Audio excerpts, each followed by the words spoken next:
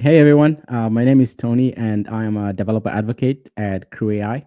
And in my session, I'm going to be talking to you all about how to craft effective agents. And this is from just the point where you're designing the agents themselves to observability after you've deployed it maybe to a production setting.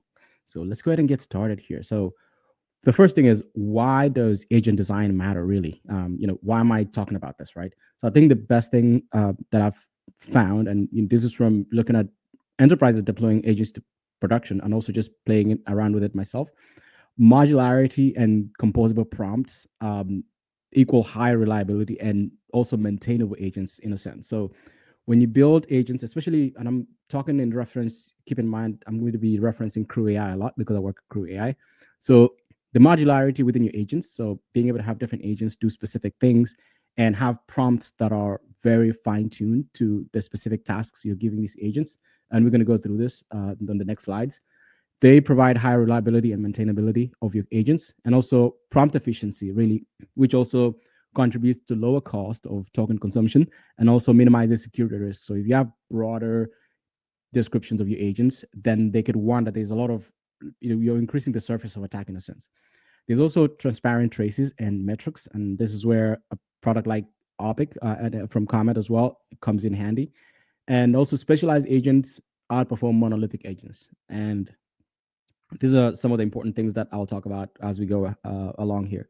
So the first, before we kind of get into the nitty gritty here, I want to kind of give you a high level overview of what the CrewAI foundations are. And this is just a quick overview. If you want to dive deeper into this, I encourage you to go to our documentation at docs.crewai.com if you want to learn more about this.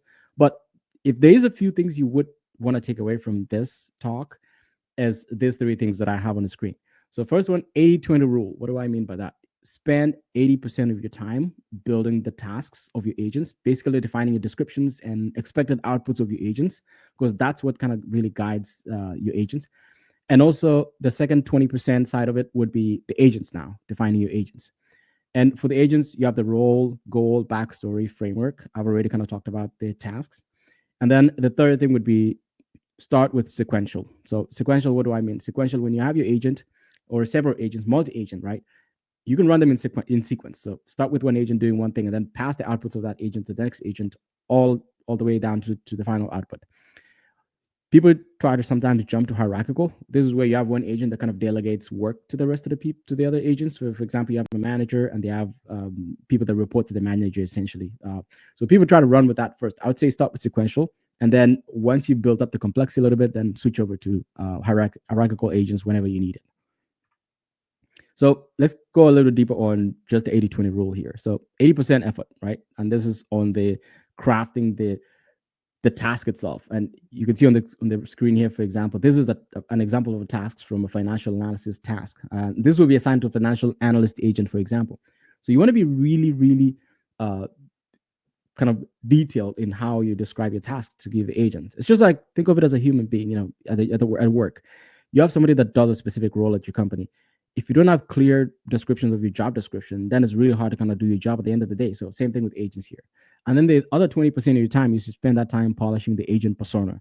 So the agent persona, as we've talked about the job description for somebody at the job, the agent itself, the persona of the agent is the person doing the job essentially. So who are you? What are your experiences? What's your background? Those type of things. And what are your goals for this role? So those are easy to define. We'll go about it here as well in a second. A quick quote here, well-designed tasks rescue imperfect agents. So that's something to keep in mind. So designing the agent role. So we've talked here a bit on the previous slide a bit, but here on agent role itself, this is where you talk about the agent now. Who is the agent? So clinical trial data auditor, that's an example. So be really specific about what their role is. And also align with real world archetypes, right? Like if you have a financial analyst, be specific. Like for example, financial data analyst specializing in SaaS metrics. That's very specific. So that's a good example. That also expresses kind of domain expertise for the agent to know, okay, this is what I need to be doing and this expected output of me. The other thing is the goal for the agent. So be very specific as well and be very focused on, especially on outcomes, and make it measurable for them to be able to understand what does good look like essentially. And for example, here I have extract and analyze key financial data points for you pass in the year as a variable there, with a focus on accuracy and context. You could add that to be more specific than that.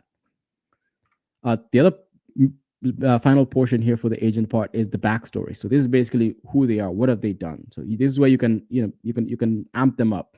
You tell them they have 12 years of experience in financial data analysis from a top investment firm. You can name drop different firms if they're really good at it. Like, this is where you really have that creativity.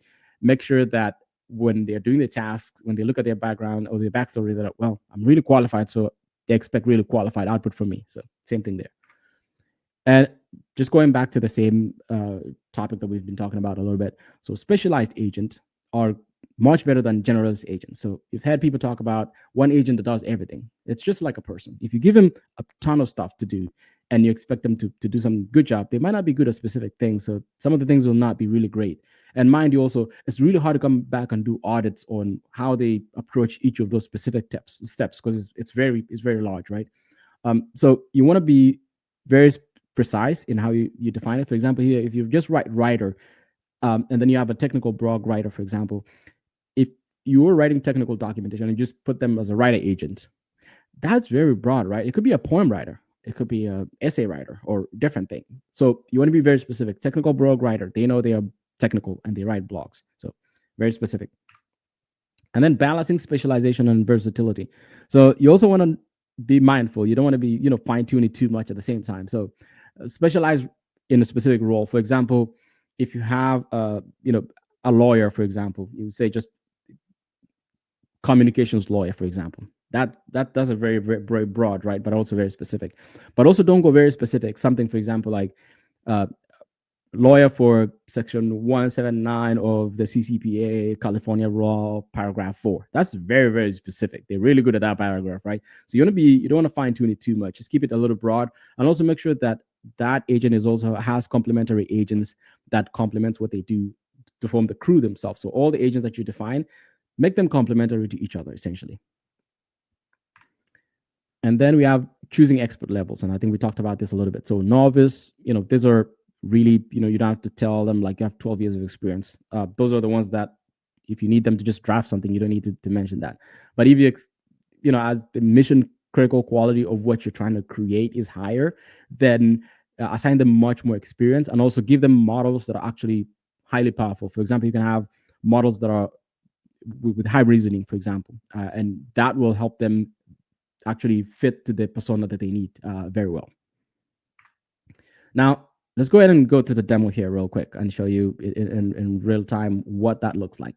So here I have a demo, and this is going to be the financial analyst. It's basically runs through the entire financial analysis from picking a company and a stock, and then the year, and then it just runs through the entire thing of figuring out what the company is, what their financials look like, and then generating a report.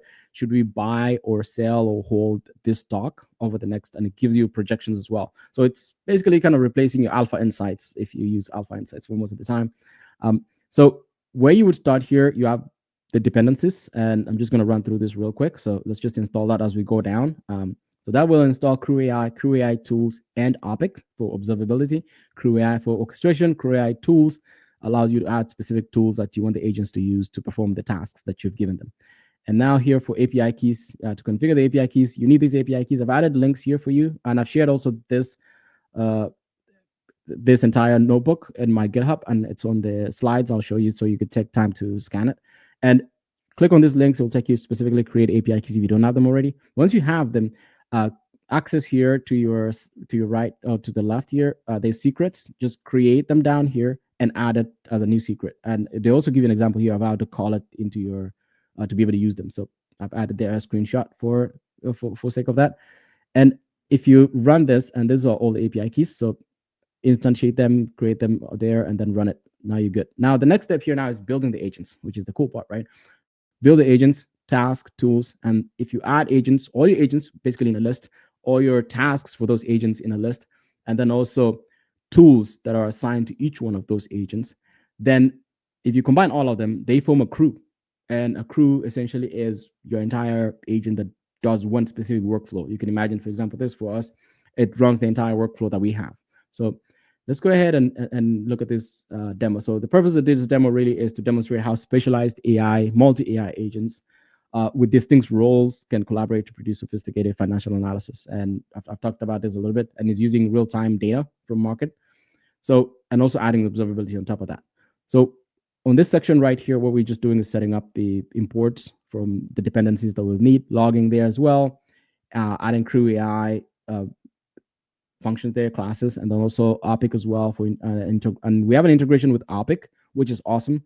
And if you want to learn more about it, I'll show it here, but it's also in our documentation. If you go and search Opik on the search bar, it'll show you how the integration that we have with Opik goes in there with that for observability. And it's really easy to use. It's a few lines of code. And then here we just import the IPy Python. This is just for displaying some of the components that we'll have going on here. And then another really important part here is configuring Opik and the LLM that we will use for the agents. And Opik here is for observability. So the way you configure it, I've added API key there. I've also added the use local. So I'm not going to be using it locally. So I'm just going to be using the cloud version there. So I put that false. Workspace, I've already instantiated a workspace that I've named and I put it in the secrets. So I've added that there as well. And on the LLM side, and think of the LLM as we pass it to these agents, think that as the brain of the agent. So the agent is the body, the LLM is the brain for this agent. So you just basically take the LLM, you place it on the agent itself. And I've chosen here Gemini 2.5 Flash Preview. This should be the latest one. And you can switch different models for each of the agents. That's something that's actually pretty cool as well. So you can instantiate many agents here or many LLMs. So you can have OpenAI, different types of models, or even just Gemini with just different type of models there. And so when you go to each of the agents, if you need an agent that thinks a lot, you might want to give it a model that's really good at reasoning.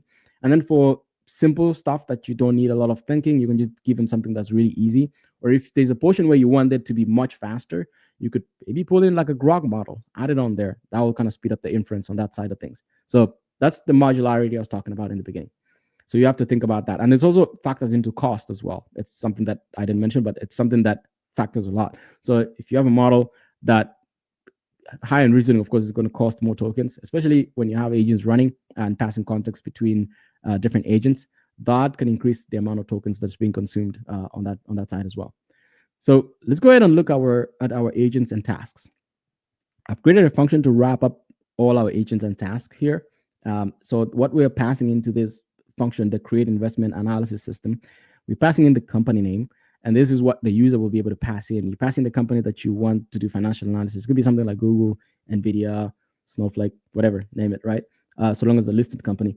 And then their ticker symbol, and then the year. So that it knows this year is, so the agent knows, okay, I'm just looking for stuff that's from this year, going back, for example.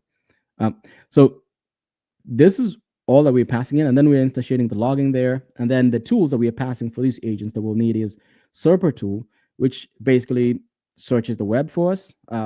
There's a free API key that you would need to get that there as well from serper.dev. They have a really good unlimited tier that you could use. And then there's a scrape tool, which is free. We hosted already on CrewAI, scrape website tool. So this allows you basically just give it a specific page, it scrapes it. And the agent will decide what inputs to give to this tool. So for example, for Serper, they have to search the web. The agent will create a prompt and basically, hey, I want you to search this, and it passes it to that tool. That tool will do the search. If you want a certain page to be scraped, we'll just pass it to the scrape website tool as an input because we already have the function here. And that will return the scraped material for the agent to consume and make analysis out of. So just want you to think of tools as that. And then now we go to our first agent here, which is the financial analyst agent. And like I mentioned before, financial and data analyst specializing in SaaS metrics. And we've given it the goal there to extract for the year, focus on accuracy and context. And also we've given their backstory here, which is their experience. And, they have 12 years experience. They're very, very well experienced. And we're adding some extra specific details that we want to make sure that the agent really understands. It's actually kind of guiding it to the right path. The analysis always includes both GAAP and non-GAAP metrics and all the specific information that we have in there. And then verbose equals to true.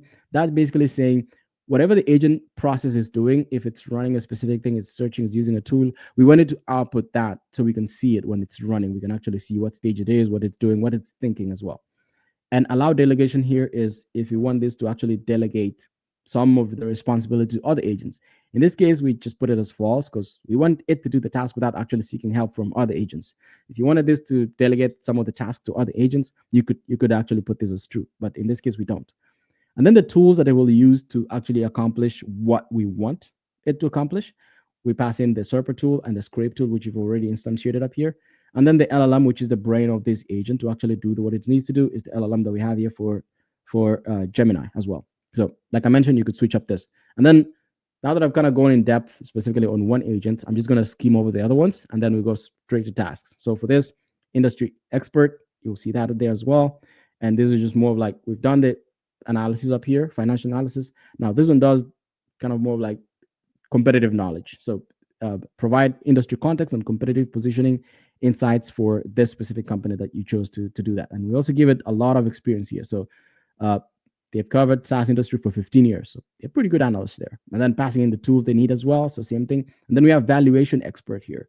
They're really good at SaaS valuation. They're the SaaS valuation analyst with DCF modeling expertise. And also we give them 10 years of experience in software equity research division. So very specific. And we also gave them some extra information here. Rule of 40 framework, peer-based multiples. So that's very specific to finance, right? And that's pretty good. I'm not experienced in finance, but I was able to tease out the model to generate a really good prompt for me there. And same thing, we give it the same tools and also delegations false. And then we have a risk analyst as well that analyzes the risk for this company that we've chosen. And we also give it extra information as well, same thing as above. And then the report writer that finally aggregates all the stuff that we need and generates a final report.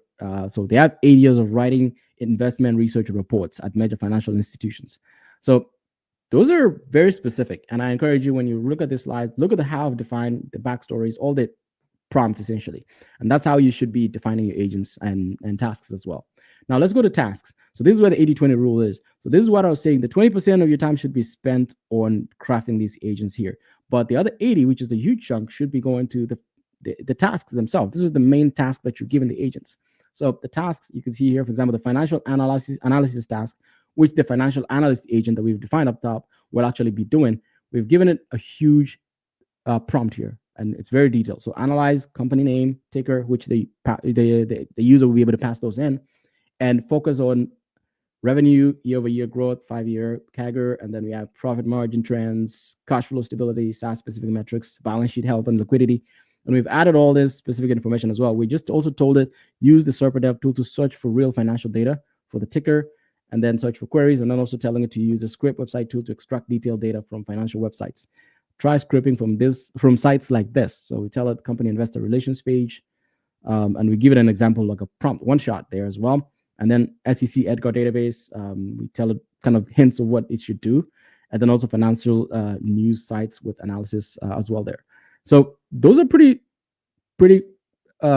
detailed prompts that we're giving it as well. And then the expected output here, we just telling it financial analysis for company for the year, that. So next thing, same thing for the industry analysis task, very specific with examples as well, whatever you can. But you don't need to really give them explicit examples, especially if the model is really good. But it doesn't hurt to give it examples of what you want at the end of the day.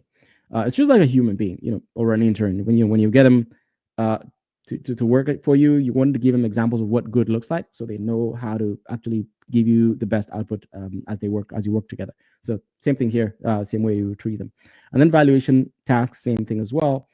And let's go all the way to the last task here, which is the investment report task. And for this one, I've added a specific thing down here that's different from the rest of them. Very important, do not include the markdown tags here that I've added in the markdown final report, so I can render it cleanly. So because if it adds the backticks, then I can really render it. It just shows me all markdown. And from my analysis as well, some of the models totally ignore this and they still add it. But I found OpenAI models, they're pretty good at actually remembering that. Gemini also does that as well, but also infrequently. What you could do if you really want like a specific maybe output format, you could add, there's different ways you could add. If you want like JSON, or that's pretty easy at this point to actually output in JSON, you could just add a function in there. Or for us here, for CrewAI, you could add a specific guardrail basically that maybe cleans that up and checks once the output is done. It checks the output. If it doesn't match what you added as a guardrail, it throws it back to the agent. Or you could actually just add a function that cleans that up automatically so that you don't have to send that to the agent as well to do it again. But that's specifically something that I want to mention. Now, once you've created all the tasks, agents, tools together, you actually want to assemble all of them and make them run, right? Orchestrate them. So this is where you have the crew. So you build a crew here. So we have all our agents here on a list, and we just you add them in there, and then you have the tasks also add them in a list, and then the process which you want them to run, we want them to run sequentially. You do sequential, and then verbose true, we just want them to output everything that they see. So let's run that piece as well. Now it's time to run them. So here I have a simple function here as well that just takes in that company name, ticker, and the year. We start off here with the logging, of course, and then enabling Opik to track CrewAI. So we have there track CrewAI, which is from Opik as a class, and then we have the project name that we want to be once to log those observability metrics there, investment analysis, and then the company name that we'll be uh, writing in there as well. And then we have a try logic here, creating the investment analysis system there, and actually running it, and then you're able to observe that, and also saving the final analysis that we'll see on the side here once it's generated that as well. And this is basically where we have the inputs widgets and the year and what we need to actually run that agent there. So let's go ahead and run. This is just extra code that doesn't really need much explaining on that end of things. Awesome. So now we ran Snowflake here as our example. So Snowflake, the ticker Snow 2025, we ran the analysis. Now here all the outputs or the thinking process of the agents. So they ran through. So for example, this financial analyst, this is this query they searched on SerperDev. So show Snow financial statements 2025. It found 10 websites or 10 links here, and using Google to search, and basically scraped all of them, read the material from each one of them, and then continue that, pass that output to the next agent all the way down to the point where we have a report now. And if you scroll all the way down to the report, we do have a final report down here. Scroll down and scroll up a little bit. There you go. So we have a final report. And to be specific here as well, we have Opik, which it already created logging traces for us for what all these agents ran. And if you click on that link, it will take us there. I'll click that on a second. And this is the detailed report that it generated. So if I show full analysis here, it'll show me all the full analysis of what it thinks about Snowflake. And this is pretty good, well edited. What we could do also, if you go to the side, it saved it already here. So if you click on this, you will see a full report here as well. And you could read it, the financial statements, that what it thinks about it. But for the sake of this, let's go ahead and look at the link for Opik. And if you click on that, we'll take you to Opik. From here, you'll be able to see exactly all the traces of what the agent did. So from kickoff point, where we passed in the input of Snowflake and Snow. So let me zoom in a little bit for you to see that. So these are the inputs that we passed into the first during kickoff. And what it did, it took that, ran some stuff with that, and found some results. So if you look through all this, these are what it searched, what it got from that.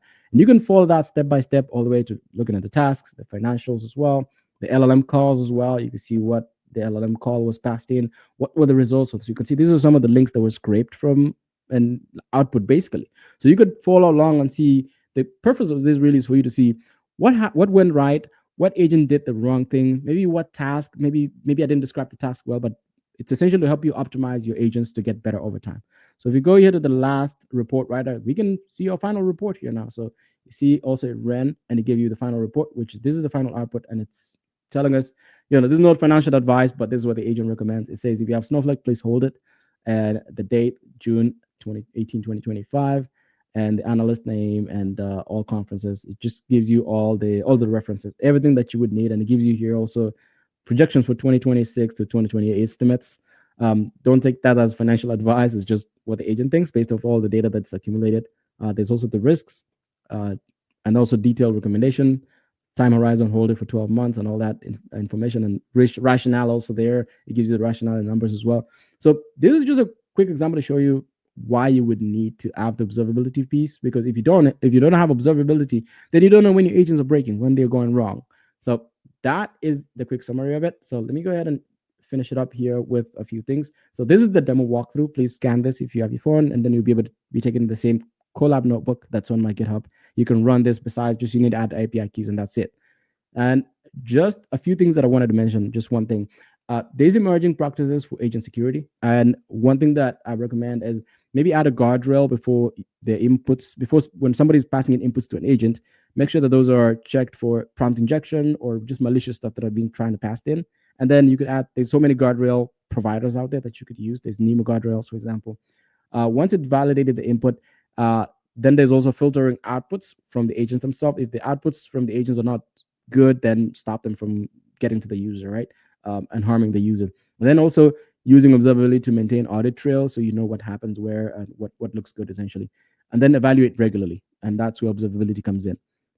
So that's a quick, and then quick takeaways as well from this is design, always agent definition, focus tasks, iterate until you find a good working prompts, and then just ship. And you can use CrewAI and Opik there. And then security, that's becoming a major thing that's evolving at the moment. So keep an eye attention for security at the moment. And that concludes this talk. And if you want to connect with me and learn more, these are my connections. So that QR code will take you to my LinkedIn, and that's my GitHub as well. So let's connect. Let's chat after this. Goodbye.